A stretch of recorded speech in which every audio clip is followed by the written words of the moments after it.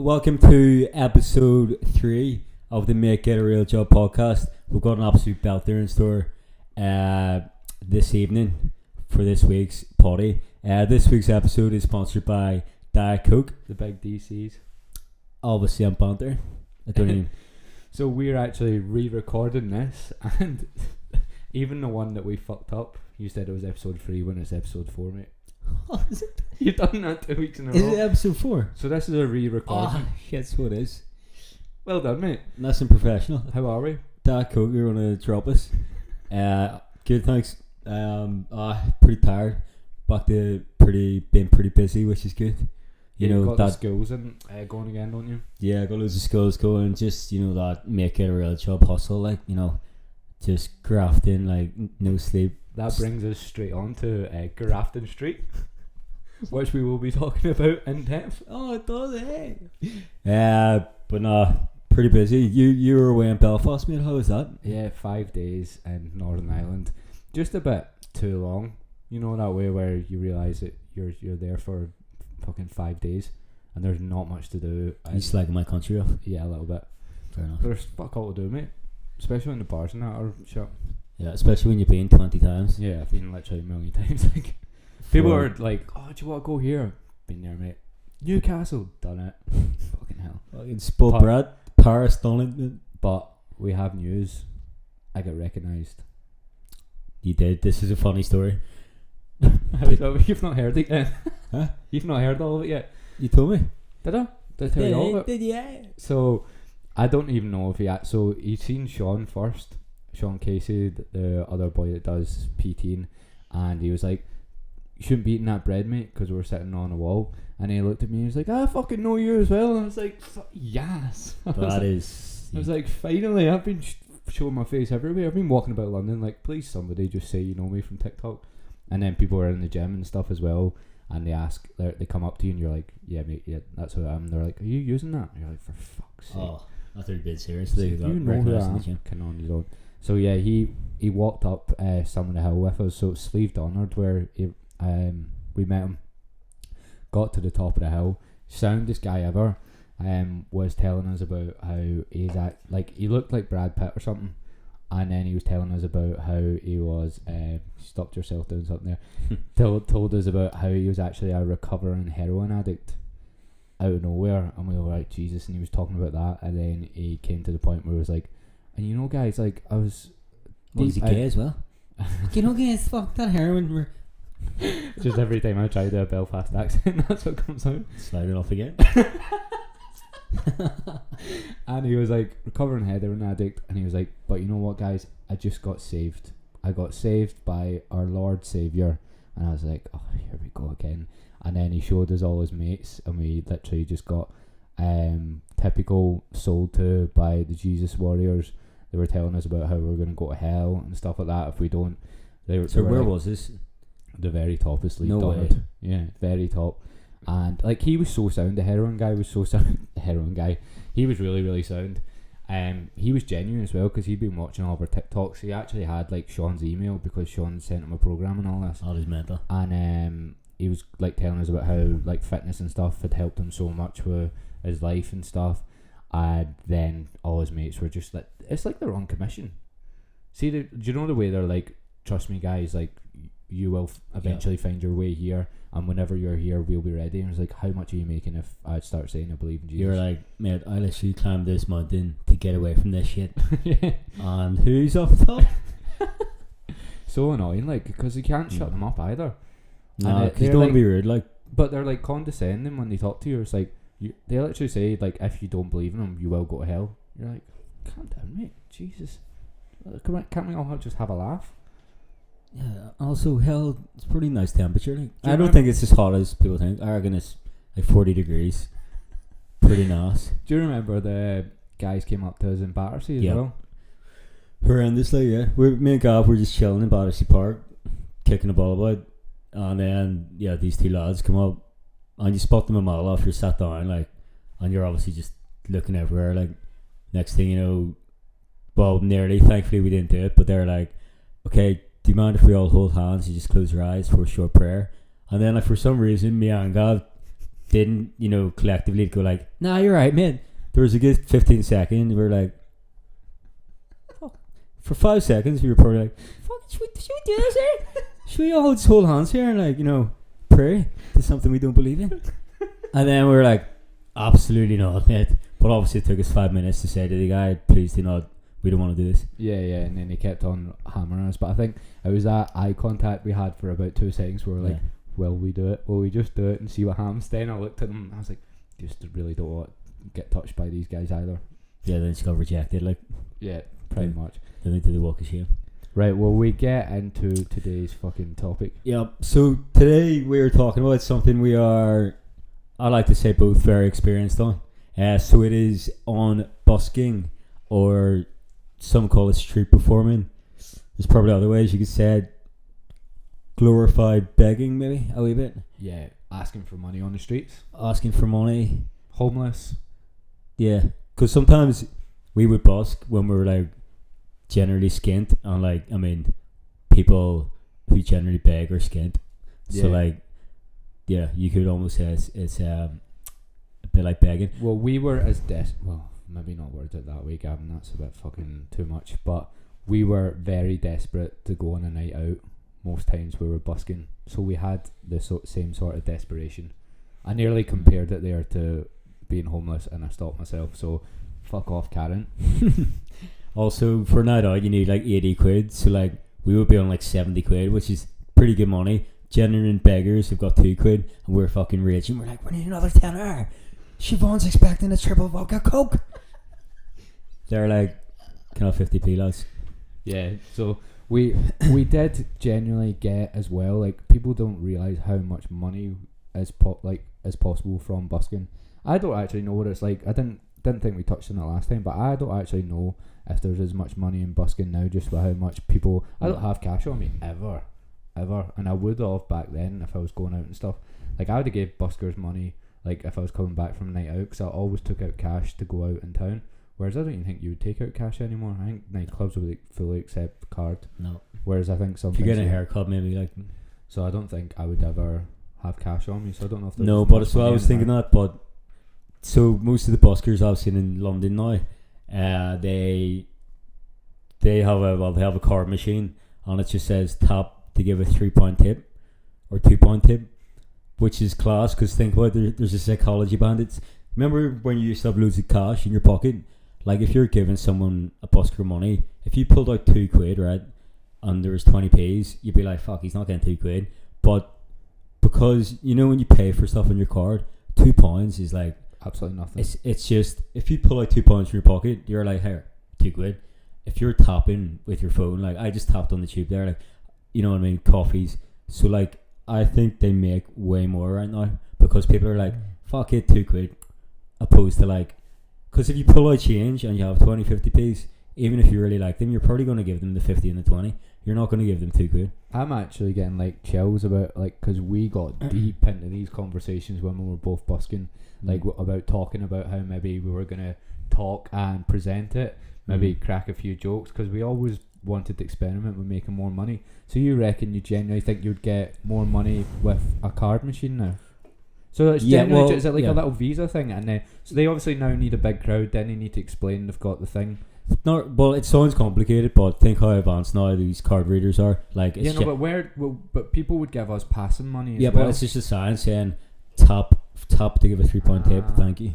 And then people just go, ding, might have to wait 5 seconds, and then be like, accepted. Then it'll be come up again, £3. So like, and also 3 quid's it's a good like medium number to ask for, I think. Especially because generally people will be like, yeah, fuck it, that's worth 3 quid. 10 people, a show do that, you're making all our money, like. And then there's people who might be like, you're fucking sick. Yeah. So, and also because no one has cash, like, people are expecting just to, tap, I think, now. Obviously there's loads of different things, but as long as your sign's good and your show's good, you'll be fine, I think. But the only thing that used to help when we were doing shows with it being obviously coin based was when people put money in the bucket. When you heard that noise, it signaled to other people to put money in. Yeah, that's true. That there was psychology behind that as well, because I used to get same way I've done things with business, like where I've not told you some of this, but not the busking part, but the other part. But I used to get people to, if I knew someone, like I would give them money and say, here, throw that in when I've got a big crowd. Like 50p. I feel like I've done that, yeah. Yeah, just to get people starting to think about it. That's mad, and I would literally take money out of my own bucket, give it to someone if there was someone who knew and said, throw that in there, like halfway through Surely the show. they were just like, here mate, no, I'll just give you some money. Yeah, true. But then you see them every week, they're like, mate, I'm fucking skint. But this is like things I've done with social media. When I first done my TikTok live, I had 3 people on and I made up my own questions. I had my laptop next to me. Oh yeah. And I made up questions. No, but TikTok live, and I was like, Billy asks, oh, how right. do I lose? Billy wasn't on the stream, was he? Billy asks, how do you lose belly fat? And I was like, well, Billy, let me tell you. And I was in my room by myself, depressed. Man, you have to do it. I'm depressed. But so we'll start off. We'll go into my history, how I got into it, how Gav got into it, and then we'll sort of use our experience to sort of give you the top 5 best strategies we have to smash a day's busking, because like there is a science behind it. The common thing people mistake, or the common mistake people made when they tried busking, was they thought they could just turn up, put some tunes on, and then like they're like, here Jimmy, I only made 60 quid. When like there's a lot of psychology involved, and obviously you need to be half decent. If me and you go down and like try and mime, like we're not gonna make, we'll get sympathy money, which is another thing. Who knows? You can pull some good facial expressions. Okay. Well, when the coins drop, what was that bite? But as well as, see, for people that like have no intention of ever busking as well, that are listening to this, it's all marketing. Like it is. See, like even the way you set things up and stuff like that, you can take it into anything. It's like so we are re-recording this because I've fucked up the thing. I also fucked up another podcast when I was in Northern Ireland, but we won't talk about that. Basically, audio engineers deserve a lot of credit. Those guys do a good job. We'll have one soon. Like. But you went through the entrepreneurial butterfly effect about how everything you've learned from busking, like the mindset behind it and psychology behind it, you've took into business after. Fuck. Why? What was the start of that though? Because I also came up with money dysmorphia.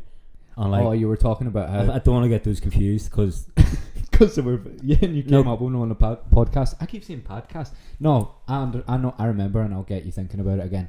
So money dysmorphia, we were talking about. We went into full detail about how you'd never had a real job, and this is why we started the podcast. Yeah. And when you were making money, but don't worry about it because we'll just end up going into that when we start talking about the top 5 things. Cool. So we've got it. I think we were very nervous that basically the last one was a belter, but we fucking fucked it. So we were want to make sure that we cover some of the same things. You came out with 2 absolute belters in that podcast, so we just wanted to make sure we covered it. Yep. Okay, so I'll go into how I got into busking. So basically, when I was 17, my mum was like, Jimmy, you're 17, please go down to your local job centre and sort your life out and get a job. And then I was like, well, I went down with my mate, and being a kitchen porter in Wetherspoons didn't really tickle my ball back, like. So I was like, here, you know what, Sarah from across the road, my neighbour Sarah, she used to go into Belfast and play the violin, and I was like, actually, you know what, I might just get a bucket out. Like, I'm half decent at the old around the world. I'm going to go into, well, I was going to go into Belfast city centre where I'm from, but I actually went into Lisburn. I'll come on to why in a second. And then I was like, you know what, I'm just going to get this bucket, going to Lisburn High Street. And then I made £169 on the first day busking in Lisburn High Street, which was probably like a week, like a normal part-time job. So that was my like introduction into it. I was like, hang on a sec, why don't I just do this? And that was sort of got me going. And like, what you'll find with busking is, as soon as you realize like you can make money out of it, and it's one of those things you're always like, I can improve on that. like after the first day, I was like, that was sweet, but here I'm just gonna do this next time, and then all of it sort of becomes like a game. So like you started making money, but you also started getting hooked on it, and busking is also like the best thing ever for like improving performance. So all of a sudden you're getting better. The better you get, the more money you get, etc. So that was my intro into it. What about yourself? I actually I kind of got inspired a bit by yourself, getting to know you and stuff. So I tried it a few times. I was always too nervous to do it by myself. So I dabbled with it a few times. I think I dabbled with it in Birmingham with some other people. I dabbled with it in Edinburgh with some other people, but I just point blank refused to do it anywhere fucking near Glasgow because I knew too many people. And then one Saturday before Christmas, I just went, fuck it, I'm gonna go in. And I was working in the pharmacy at the time, and I think I made like 130 quid or something like that. But it was like near Christmas, so I was like the way I'd set up and stuff was shite. But I think I got a lot of sympathy money. But I realised that I was on £7 an hour, and in the space of free, I made 120 quid for the first time doing it properly by myself. So I was the same. Like I was like, fuck, if I could actually get, because I knew I wasn't that good at it. I was like, if I can actually get good at this, there's a lot of money in it. Yep, that was like the first. Yeah, as soon as you start, you realise you make a bit of coin. You're like, ooh. I'm not sorry. That sort of leads into my initial symptoms of money dysmorphia. So that was actually the catalyst. Like, because I was like, even at 17, I was like, why would I do this when I could make all the same money in 2 hours? And then like, so did that tickle your ball? But that was the ball bag tickler, yeah. So that was my initial thing, and that's just, oh my god, I'm not started the entrepreneurial butterfly effect. Oh yes, because then that led it to I was like, yeah, basically it just business wise, my mind just went absolutely off on one, like, and I was like completely like, right, I'm not gonna do this to get this. I'm just gonna, if this works, I'm just gonna, so but essentially, long story short, busking got me into being very good at performing, which led me to eventually not busking, to performing at bigger events with better money, to 12 years later nearly doing what I'm doing now, traveling all over the gaff. You used to take busking extremely seriously, because a lot of people, when we were doing freestyle, a lot of other freestylers, busking was like, oh, we'll train and then we'll go busk for an hour just for a laugh. Whereas you looked at it like seriously, at borderline as a business. Really, you looked at it like you were like, this is serious cash I can make, and if I don't take it seriously, I can lose money. You looked at it like, every show there's a chance here to make fucking anywhere between like 15 to 50 quid. That's the way I remember you looking at it.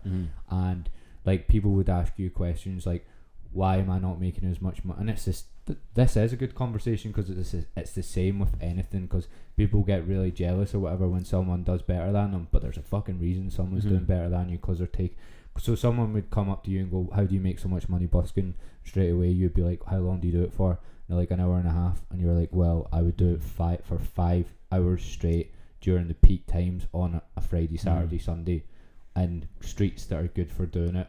And I have a show that is fucking clean, and I know when I'm finishing, and I know when people are going to give me money, because I've thought about every single part of it.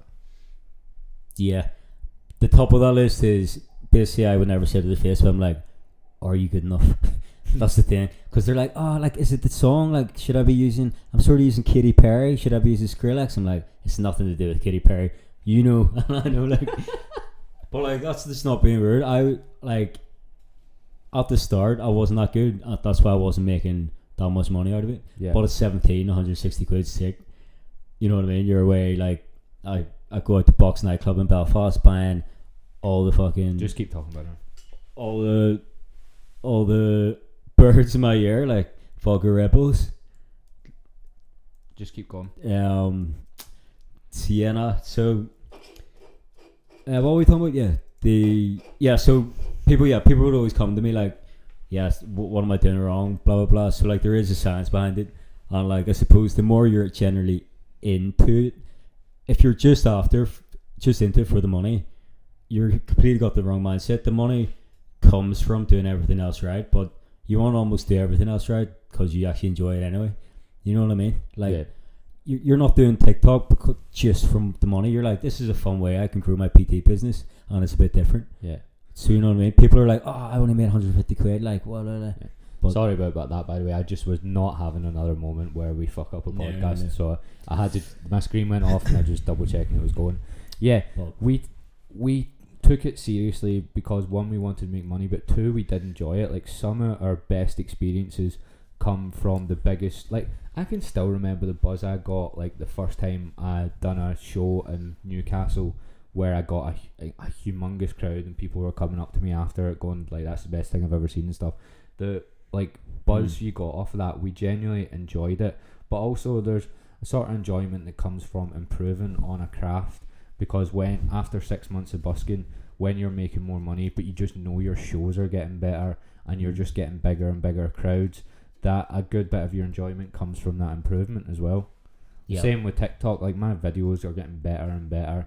I'm getting, and do you know what I mean? And I'm actually learning about new things as well to make videos about, and I'm enjoying that full process. It's not really about I want to make money, because money's a byproduct. And I think I've said before, I made 400 quid in my first 6 months of doing like TikTok videos and stuff. I know I was growing, but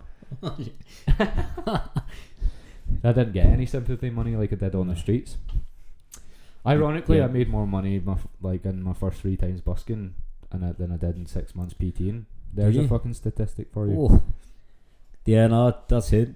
So what would be? I'd say like the perfect day's busking, right? A, get there as early as you possibly can. So like when I used to street perform in Dublin, I'd get there at 7 a.m. and I wouldn't start busking till 11 a.m. So you have to be ready to sit there for 4 hours. So this is back in like 2013 when you don't have like iPhones, and like you just sit there like absolutely nailed off coffee, like it's gonna be a good day. And usually Baltic. Huh? Usually Baltic, yeah. Fucking freezing, especially like the best times of the year that I've made money is December in Glasgow, which is not a fun time. No. And I would be, and like the reason you have to get there so early is because buskers have spots. So like you want to get like I used to busk anyone that knows Glasgow outside the Nike shop, and the best bit was actually outside TGI's because there was like a crossroads, and you can take that, you can apply this to any city. Like I think the best spot I've ever seen, like if you think of a street set up, is the one in Liverpool where the crossroads come in the street, because people come from all 4 directions. But Glasgow has like 3 directions, but you never really got that spot. So I settled. Plus you don't want to have too much competition, because then there's people on either side of you. So I actually went down a bit and just played it safe at Nike, just because I knew nobody would get there. And I used to dominate that bit, and I would get there at 8 or 7:30, 8 in the morning, and I could only really do it for 4 hours, so I wouldn't start till 11. I think you maybe started earlier, but I knew my limit was 4 hours. My back fucking went after that, and I would do it from 11 till 3. After 3 it started calming down a bit. Like Christmas I'd maybe tried push till 4, and then I'd be absolutely goosed, but that was about my limit. But so important, like as well, you could end up in so many fights with random people, and buskers like me and you are quite normal, man. You meet some absolute freak shows. Like some of these people are living out of hostels, traveling around the world. You meet some right fucking weirdos, mimers, bagpipers, where they're some of the nicest but infuriating people ever, because they just fucking drown out your show. And then you just meet like clowns. You'd be sitting on Northumberland Road in Newcastle with a bag, a speaker, fuck all on you, apart from like the money you'd made from the day before or whatever, and you'd be sitting having a full on argument with a clown in front of McDonald's on Northumberland Road. Like, I was fucking here first. Yeah, no, it's character building shit. Yeah, definitely. Yeah. We just say that about every bad experience though. Built my character. Yeah. Lost my job, character building. Can't pay rent, some character after it though. I let my dog self down last night. I was an absolute freak. Character building. Didn't pull. Character building. 10 years later, still character building. I've no money. I love that. Yeah, like in Dublin, for example, I just got to know I was mates with all the junkies. So Dublin was like horrendous for heroin addicts, like absolutely horrific. Like, and yeah. So when I first started busking in Dublin, like 2012, obviously I was younger. Like the junkies would come up and pretend to put money in, and then they'd put like 2 coins in, and then it's like a magic trick, 2 coins in, 10 coins out, and then I was like, for fuck's sake. But then I started recognizing them all. Then we started chatting, and then there's this one guy who I got to know really well. And when I first saw him, he stole my money, looked horrific, like stick thin. And then I was done. Like then I got to know him as the months went by, and then like a year later, he came back and he was like quite fat, like he'd obviously. And he's like, Jamie, I've been off the gear 6 months, and I was like, go on, son. I was like, stay away from the bucket. And then, unfortunately, like 6 months later, I was down in Dublin again, busking. He's back, and like absolutely free as anything. Like I think he's dead now. Like, oh really? Yeah, I don't know his name. Sure. What's that silly? Hey, I won't do it. She was like, what was his name? I was like, get Sorry. her Mike. But yeah, I what's that? So a lot of homeless people had tactics to steal your money. So the ones in Dublin tended to be the fucking what do you call that? They had proper like they would work in teams, so they would usually work in twos of them. So one like we said this as well, we had to accept that some of our money was going to get stolen over the course of a day. Like sometimes we'd reach like 400, 500 quid, but we'd accept that 20 quid of that is going to go across the day because people are going to nick stuff out. Whether it's 16-year-olds, it's usually homeless people. But they would have tactics like they'd work in teams. So if one homeless person was went to take something from your bucket, you can't do anything because if you go up to that bucket, the other homeless person is going to steal your bag that's got your phone or whatever in it. So what we would have to do is, at least I never went. Sometimes I left it too long, but I would do 3 shows and say there's like 50 quid in the bucket. Then I would go empty the bucket and put it in my bag so that I'm always near my bag so that no one could steal that. Yeah. But it was my second day in Dublin, I got my fucking phone nicked. Second day off it on Henry Street. Explain that story. Is yeah. That the bad one, yeah. Yeah, so I moved to Dublin to busk for a while and then went down to Henry Street. I was there for honestly an hour, and these they were definitely like travellers. When I say travellers, that's fine. Fuck, I don't give a fuck what junkies, surely. Yeah. Well, no, they were they weren't junkies. They were just gypsies. Yeah, they were definitely gypsies. They had like really fucking weird accents, but they were basically like they were trying to hype me up and like get me to do stuff, and like they were like going mental whenever I done something. It was just really uncomfortable, but they were trying to put me off so one of them could go into my bag. And he just nipped in my bag, stole my phone, ran down the street. I had other people watching, and this is mental actually, I never fully went into it. Other people watching, and I got them to watch my bag because they were all going, fuck, what you doing? Like, because everyone always loved you when you were doing freestyle as well. So this family watched my bag. I chased him all the way down the street. He went off like a side street, and then I managed to catch him, and he'd somehow managed to, I patted him down and everything. He gave the phone to someone else that he knew round the corner, and they'd ran off with it, and I couldn't see who they were, and I was ready to punch him as well, but down a back street, down Dublin, didn't really want to get my absolute cunt kicked on my own, so just had to deal with the fact he stole my phone, which was fucking grim. I had to pay €600 for a phone the next day, and I had to go to Newry to get my UK number back. That was probably the worst part. Newry, you had a few absolute stinking experiences. I luckily didn't really have any, to be honest. What was your worst one, do you think? That's the worst one, but I had all sorts of different ones. Like I remember I went down to Newcastle one time and I didn't check the weather.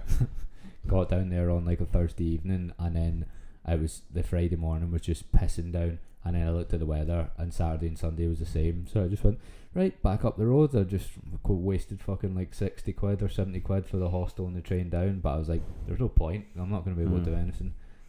You get frostbite. Yeah, so like you can't do busking in the rain or the wind as a freestyle footballer just does two things that just don't work. Yeah, but that's just one of the negatives of busking in general. Like, it's the unpredictability of it. Like, I've never really considered it as like a career, but yeah, just the, like, even if you want to work for 60 days in a row, you're not going to be able to, because you live in the UK and it's going to piss it down at some point. Yeah. So it's going to piss it down more often than not. Yeah, exactly, more often than not. And then it just pisses it down for a week, and you might be short of cash. Then all of a sudden, when you go to busk, you're short of cash, so therefore you're not going to make as much, because whenever you busk, because you need money, you don't make any money. What would be some of your strangest experiences busking then? I know, like, for instance, what was your tactic for Romanians busking in the middle of Belfast? Yeah, so I was an absolute fiend, like, when it came to, well, I was like, we're sort of linked to business. You need to be selfish in some aspects, and when it came to busking, I was just selfish. Like, so like I said, I'd get there like 7 a.m. and then I'd wait, and then normally the buskers start coming at like 9 or 10, thinking that they can just rack up to the middle of Core Market in Belfast. Like, this is my spot. I'm like, not a chance, mate. I'll be here for 7. And they're like, oh, can we share? I said, no, not a chance. I recommend down there. Like, see where Poundland is? Yeah, that's our opposite B&Q. Yeah. But anyway, this group of Romanians, they were also like, they get up so early too. So we sort of have a battle off, because we did like, I did 5 days in a row in Belfast at Christmas, for example, and like each day you have to get earlier because they clocking on with you early. Anyway, are they just, so there's a similar family in Glasgow, and they come in, but it's like a family day out, and there's like 10 of them. One's got a trumpet, one's got a drums. Do you know what I mean? Yeah, they've all got a different instrument. One's at the back playing a violin like that. Imagine it was the Did same I just group. do a violin with a mic?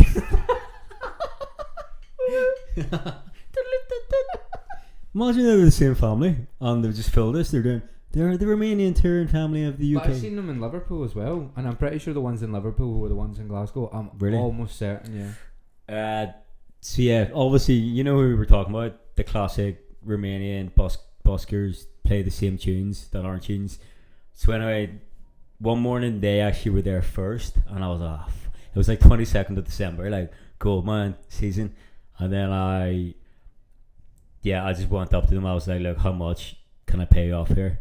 And I was like 50, and they're like, yes. they're like, fuck me, turkey for Christmas this year. And I was like, in my head, I'm like, I was just fucked up there. Like, anyway, took 50 quid out. This is at 7:30 in the morning. They're off work for the day. Here we go, 50 quid. They're off. I have my spot. Unreal. And how much did you make that day? I can't remember what day it was, but like the most I've ever made busking in a single day was, I think it was the Christmas after, 23rd December Saturday. Even 23rd December Saturday, back on our busking days, was like, how much did you make? 810 quid in Belfast. 3 hours, yeah. I remember you telling me about that. I never made that kind of money. I think the most I touched was maybe just under 500, and because I probably made consistently about like 100 to maybe 150 less than you. So if you made 400, I'd probably make 250. Yeah. But so like the most I ever made was like on a weekend, maybe coming back from Newcastle with like, I can't remember, like 800, 900 quid over a Friday, Saturday, Sunday, and I would be fucking delighted with that. Scenes. But some of the weird things you would do, I would get a pillowcase and I would put all my coins in a pillowcase and bring it back. So I would sleep with how disgusting is this?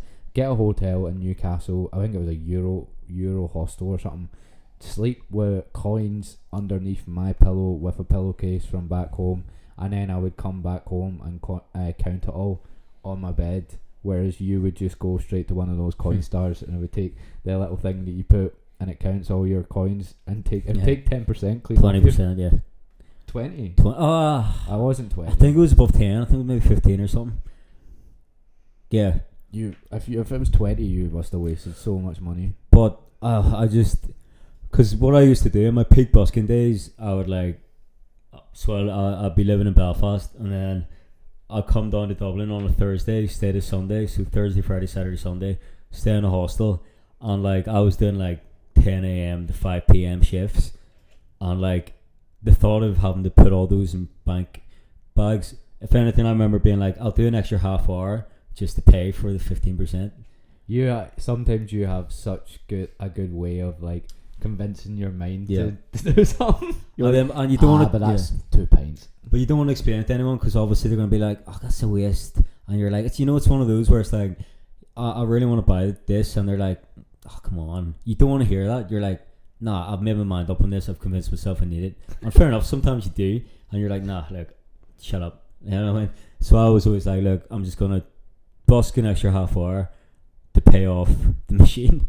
I'm trying to think of some other weird things I've done as well. Because the last time we were talking about, the more you busk as well, the more you start to realise like what is making money for you. Like there's certain things like the trick you finish a show with, or like one trick you do in the middle of the show that starts giving people money. Some of the weird things I used to do is I used to throw the ball as high as I could before I started the show. I would do it twice, and it would get, because if on Buchanan Street in Glasgow, because you're looking, it's like down a hill, so people can see me, that ball going flying up into the air from the top. So so the people that are at the top, they would say to me, I just seen the ball fucking flying in there and wonder what it was. And I got so good at throwing a ball in a straight line. It's actually quite hard. Like, yeah, so it would go straight up and I wouldn't have to move and it would come right back down. And it was like a skill. I was like a Rory the lap, but up the way. Do you know what I mean? I could throw it fucking. Were you ever tempted just to do that as your show? People were like, oh, is he going to start? You're like, nice guys, thank you. But there was little things like that. And then I also used to start a show whenever I could see, like, especially like Fitbird. No, that was when I wouldn't, because they're the least likely to watch me.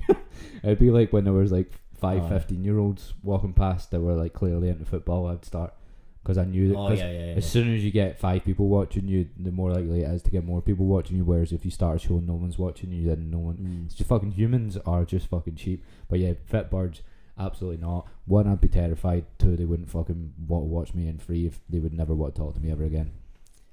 Seeing a little dirty virgin on the street kicking a ball up and down. But you don't find that was at the start? Because once you get into it, I was almost looking, I was like, because when you go into it, you're like, you get confident. Yeah, you're confident. Like, if anything, when you've 100 people watching, you're like, I am cool as fuck here. Like, yeah. So you're almost like, but yeah, you still look like a virgin. Once you got good at it, I was pretty fucking confident. But it took me a good year and a half to get good at proper busking. Like, trial and error as well. Like, even the way you set up your speaker, what songs you were using and stuff. Justin Bieber, Sorry, was my moneymaker. Absolute moneymaker. Like, Saxo beat for me, like, Mr. Saxo beat, blind tail, 50 pence. Honestly, I hated that song so much because I was just so used to it, but I knew it got me money. I was like, oh, Mr. There was Saxo a John Newman, Love Me Again or something. Oh, that was belter. Yeah, I couldn't stand that song by the end of it, because I used to do tricks to the like beats of it, and by the end, but it made me so much money. I'd be like, I only had about like 10 songs I'd maybe use, because you would, even though you've got your money makers, you get bored out, so you're like, fuck, I'm gonna just try it to this one, see what happens. But every time when you had to make money, I'd be like, John, you're coming out again, son, I need some money here. And he would always deliver, to be fair. Yeah. Well, I think I had quite a lot of songs to use, but it's one of those, you're like, right, I'm here to make a bit of money. Like, this is fucking hack Saxo beat. Like, I remember Dara Coyne, he's our mate Dara. He always used, like, he basically he was really good with all the kids in the crowd and like spinning on the finger, and he's constantly smiling, like, and then he would be listening to like, oh, like, honestly, like Miley Cyrus and stuff, like, He had a completely different act though, didn't he? He would like high five kids. We were sweaty as fuck, like, he's a fiver.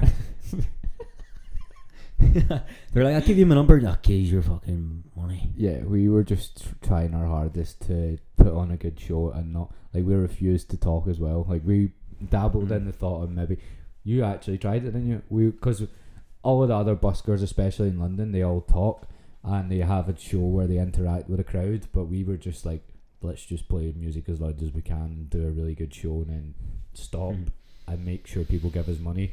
Basically, we, instead of talking, we stared people out until they put money in our bucket. But you tried talking to the audience, didn't you? Yeah, I tried once. Basically, in my first year of doing freestyle full time, basically it was like February, and I dried up with a bit of work, and then I was like, fuck, I'm gonna have to go back busking. How skint were you? Well, I needed 100 quid in cash from the public. So I was like, oh shit, here we go again, busking. Like, and in Dublin, if you're going to busk in Dublin, you need to, or sorry, London, sorry, if you're going to busk in London, you can't just turn up, pair of short shorts, and, you know, play saxo beat. Technically you can, because you can still make money, but there's like professional buskers in London, and they're like, mate, no, not a chance. So I basically got shouted at. I was like, look, we'll let you off today, but next time you come, like, make sure you have like a rope, and make sure you have a microphone to talk to your audience. So next time I came, I was like, oh fuck, here we go. Didn't have a microphone, we didn't help, and I was just like, You got one now? hello. I was like, everyone, about to start a show here. Can you make a circle? Didn't have a mic, so I was like, that's right, yeah, circle, right? And I wasn't like really unconfident, but to be street performing, especially in London, is all about psychology. You need to be like the most confident. You need to make every single person feel at ease, because everyone is so judgmental at the start. See, when you're in Covent Garden and someone starts, everyone's like, alright, what's this guy about? Like, yeah. And then if you're like, oh fuck, this guy is good. So like, obviously I was like, everyone get around, yeah, sweet, like, can you spread out a bit? And then you need to get them really close, and I was like sort of shouting at people like, fucking come here. And then they were like, I'm too sure I got a crowd, and I was like exhausted because I was fucking petrified. And then did my show, and then after you do the show, you're like absolutely wrecked. And I was like trying to speak, I was like, cheers lads, and there's like 6 people left. And but it's hard, like freestyle, a full freestyle show is a serious workout. You're cunted by the end of it. So then like try explain to people that you're like, do you know what I mean? Try talk to them, or try crack a joke when all you want to do is sip your Lucozade and scroll on Instagram. Not talk to anyone. So I thought that was down in my busking, like in London.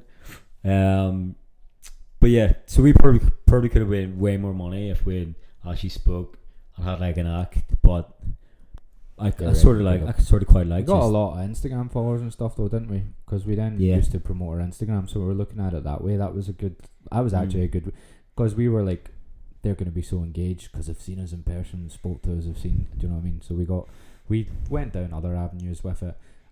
Will we touch on Europe when we went travelling around Europe? So I reckon we'll maybe touch on Europe, and also Jamie's put up a Q&A that we can maybe do, because Jamie still has people that do freestyle, so they might be really interested in what we have to say about busking. Yeah, I got a few belter questions from the fans. Right, well, we quickly touch on Europe, and then we'll finish up with a Q&A. Yeah, let's do that. So me and Jamie went travelling. That's how we only knew each other for about 2 months, and then we used to get knocked out competitions and then go flat out on the pints. So then we decided that we would actually go around busking around Europe, and then get flat on the pints and pay for it with busking.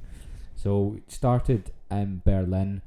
What would you say you learned from going busking around Europe? Because I think we had this ideal image in our head that we could just rock up to cities, put down a speaker, and just make a shit ton of money.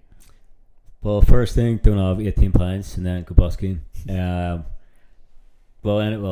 to 20 pints. Nothing, never less than 15. Well, I'll say that's the main thing. If we didn't drink, we probably, would have done alright. Yeah. And also, like, whenever you busk with someone else, you are going to be making roughly 40% less money. Less money. Because just with how it works. Well, there's a thing called, like, it's a genuine thing, sympathy money. When you're when you're by yourself, people are more inclined to give you money because they're like, fuck, he's by himself. And that's why a lot of, like, younger people will make more money as well. Like, see if you get a singer who's 13 fucking that sounds like Adele or something, they are gonna make a shit ton of money. But when there's two of you, you're both in your 20s, both clearly been on the piss, you don't make as much money because people can see through it. Yeah, so that's the main thing. Like, if you bust with two people, and then generally, like, you operate it better by yourself, I operate it better by myself, it sort of ties into the selfish thing. Like, I know exactly how to make loads of money on a day's busking. So if there's two of you, but then again, we were on a trip around Europe. We don't want to be busking by ourselves. We were doing it to get by and to have fun, essentially. Yeah, we weren't doing it to make serious money. We were doing it to go out and experience new cities. Yep. So in terms of experience, it was class. Like obviously you're seeing different cities. Each city was different for terms of the money we made and the crowds. Like Berlin, the crowds were massive. Yeah. Money was alright. Actually, it was probably the best, but also it was the first city of the trip. Yeah. We were the freshest. Yep, we were the freshest. We also got some, like, we made up a lot of lies when we were away as well. We would do things like someone took a picture of us, like someone asked us to if we could be on the camera for whatever they were filming, some documentary, and we would take a picture of it saying thank you to Adidas for sending us to Berlin, and we would just fully make up a load of lies and everyone believed us. Yeah. See, when you've got like 20,000 Instagram followers though, and like it was just out, people believed us. Yeah. We also said we were sponsored by Adidas for the trip, so we convinced everyone Adidas paying for our trip around Europe, even though we're busking to get around Europe. And we were just spending all the money. Yep. We got to the point, we got to Serbia and Belgrade, one of the best places I've ever been to, like, and it was the second last country of the trip, city of the trip. And then like Gav had a bit of money, whatever, and I was literally skint, and I literally had to go out. Basically, Gav went to meet Andrew Henderson. He was the world champion freestyler. He was in Serbia at the time doing a shoot. Gav was like, "Here, I'm going to meet Hendo today. Do you fancy coming?" And I was like, "Nah, mate, I need it. I've got like my EE phone bills coming out at 12." No, your EE phone bill had already came out. Was it already? Was it that? So we went to Budapest before, and we got the worst haircuts of all time. Like, we both went in, both got pineapples. Then your phone bill came out, and it was like 150 quid, and that was like all your money. And I just remember you sitting there with the most horrendous lid. You were nearly in tears. How are we talking about my lid? Yeah. Oh yeah, my phone bill came out at the same time. Yeah, and you did not look happy. Like, no. I honestly think you spent about 3 years overpaying for your bill for no reason before you sorted it out. Yeah. Even I sorted it out like 10 months ago. That was like Yep. And if you're watching this, I just got a new phone, and you were like, "Don't go with EE," and I was like, "I know you tell me this every year." Yeah, if you're gonna go with anyone, go with Kifkaf. Is there anything you want to talk about in terms of the Europe trip? My tips? No, in terms of the Europe trip. The Europe trip? No. Budapest, just don't bother trying to busk in Budapest. Absolutely. Prague was really good for busking. It's a sick city and it's like nice, cute. You'll get big crowds, decent money. Basically, no one in Europe is as good as Dublin, Newcastle, Liverpool. So like, if you've busked anywhere in the UK, you're going to be disappointed financially if you go to Europe. Yeah. But in terms of, I'd recommend saving a bit of money and then not relying on the money you make out in Europe. Yeah. And instead just... We get stuck into the questions. Yep. Let's do it. So we'll name them as well.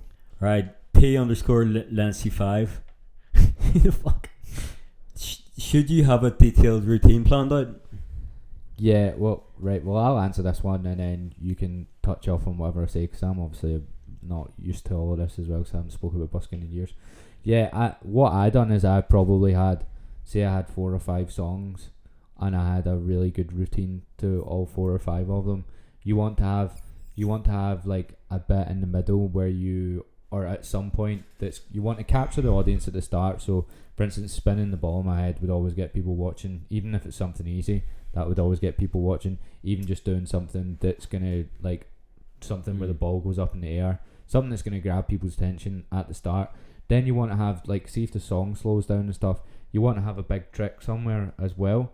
That may get people giving you money in between. I know you used to like do stuff with handstands and stuff like that to get people watching.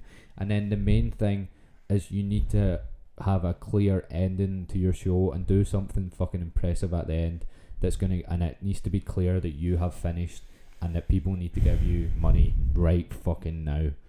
That needs to be clear. Otherwise, you just stop awkwardly, just look around, and people are like, "Is it done or is it not done?" Because people need to know you're finished and need to be impressed at the end to give you money.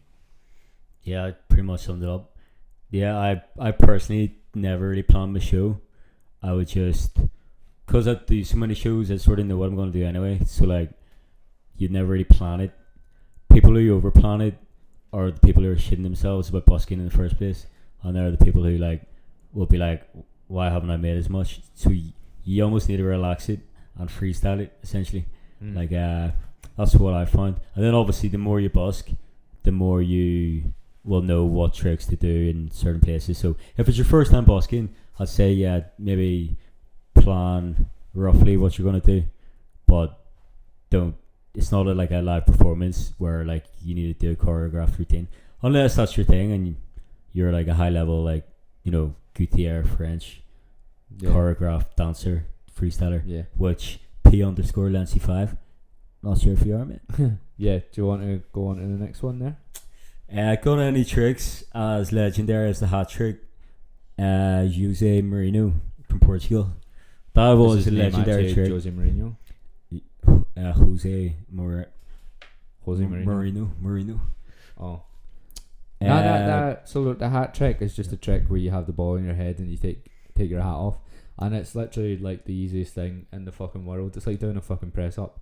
In terms of, I now have to relate everything to fitness because I don't know what freestyle chat is, but yeah, that I used that at the end of every show, and I could honestly say it made me 15% more each show. Yeah, it's the best busking trick ever. Like, so just effing out, hat trick it out.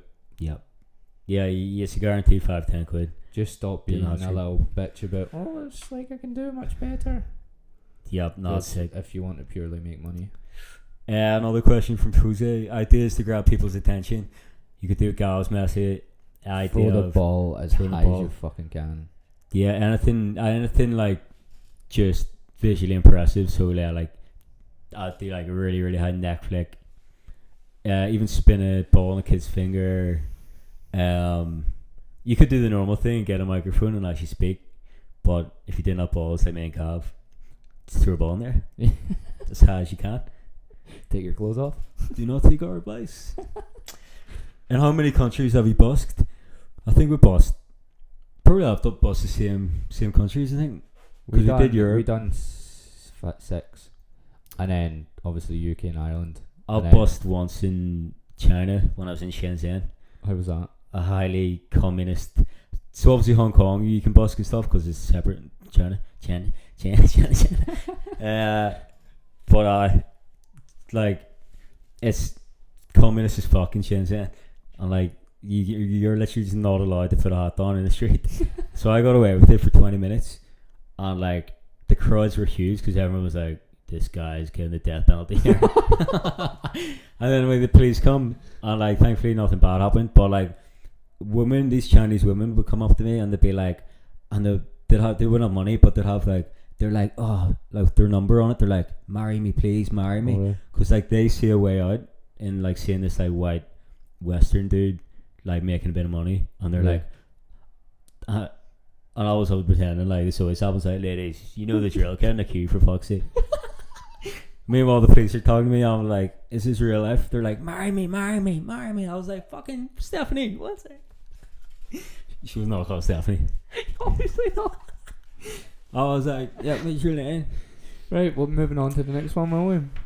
Quite like this. This is giving me an idea to do like a quick fire Q&A, but we'll get ones that's like, how do you stay in a relationship? I'll be like, I do not fucking know. Get a real job. But this is from a mate, Bow Street or Cornmarket. Bow Street, I think that it's a shit street in Belfast. I'm going to go with Cornmarket. Did you ever do Cornmarket in Belfast? I didn't do any Belfast, no. It's good, but only good at Christmas and on a Saturday. Only done Dublin and Ireland. Le Dublin. Right, Sam Martin. Shout out Sam Martin. He's sort of taken over the reins of the UK busking scene, like, so. Shout out. I know you're all watching. Andy liked our failed previous podcast. Yeah, most loyal fan. Yeah, loyal. He'll be sat here one day. Please. Did you hear me try to say loyal there? I was gonna say loyalist, and then I stopped myself, but now I've said it now. So. Strange things you ever received instead of money. Oh, I'll definitely receive some stuff. I can't think it. No, I'm not going to say what I was going to say. What are you going to say? I'm not going to say it. What are you say? I'm not going to say it. Just say it. I'm not going to say it. You said 200,000 fat as fuck cabins. So no, I think I would get loads of weird stuff in the bucket, definitely. I can't really remember them, but I definitely got loads of... People would give you loads of foreign notes. Then they would get. A woman gave me a Greg sausage roll once, which I honestly demolished because I was starving. Because you can't leave where you're busking. No. Sometimes you're there for 4 hours. You really need the toilet, but you don't trust someone to watch your bag. Yeah. So yeah, she gave me a Greg sausage roll, and I don't know what her name was, but I was absolutely delighted. Also would go on Tinder when I was in Newcastle after, and like swipe, and loads of people would know who I was and be like, "You're that guy on the street, aren't you?" I'd be like, Yeah. "Oh, you caught me, caught me trying." Drink. No, because you will get loads of numbers, and you'll be like, oh, then most of the time they're 15. You're like, for fuck's sake, or 50. Do you know what that reminds me of? Do you want to tell the story about? We can maybe wrap up with that. Have we got much more questions? I want you to tell the story about the girl who asked for your number in Poplar. Where? In Poplar. And she went missing. Oh, mate, fucking hell. Have we got time to do the questions and do the Poplar story? What was the main points? We were training, and then she came up and asked for your number, and then you got a phone call from the police. And she convinced. And she went missing? Yeah, she told her family you were her boyfriend. Oh, Jesus, mate, you probably tell better than I did. That's just, I was remembering this now. So basically we went to go practice freestyle outside front of your house, and Poplar's like, your street was nice, but fuck me, the rest of it was rough. And this little, she was alright looking, she looked completely normal, but she was hanging about with the homeless people, which should have been an alarm bell for the start, but I think you just went, she's quite fit, and then gave her your number. And then like 2 weeks later you rang me absolutely trembling because you'd got a phone call from the police, and the police had asked you if you knew this girl, and I don't know if she'd ever text you or anything, but basically she'd told all her family that you were her boyfriend, and she then went missing, and they were asking you to come into the police station because you were what do you call it, not a witness, not a victim. I was a victim, let's be honest. What's the other one? Suspect. Fuck me. This is what happens when you're on 1700 calories. Yeah, they were like, you're like the biggest suspect because you're meant to be a boyfriend. Yeah. And we changed our group chat. Like, you wouldn't leave the house and all that. I think that's why you really wanted to leave Poplar and move to Shoreditch. Yeah, I literally forgot all about that. But yeah, I never had to go into the station. I don't think.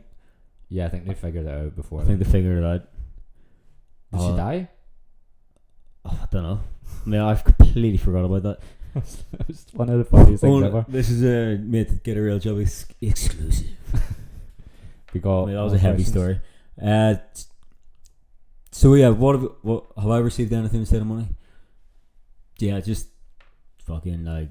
Oh, I think I've got a few tinnies, like bottles of Budweiser and stuff. That's always good. You have a whole Sam Madden again. You have a whole week before Christmas to busk in any city. Where would you? If Dublin don't have any stupid rules where you can't play music and stuff, Dublin.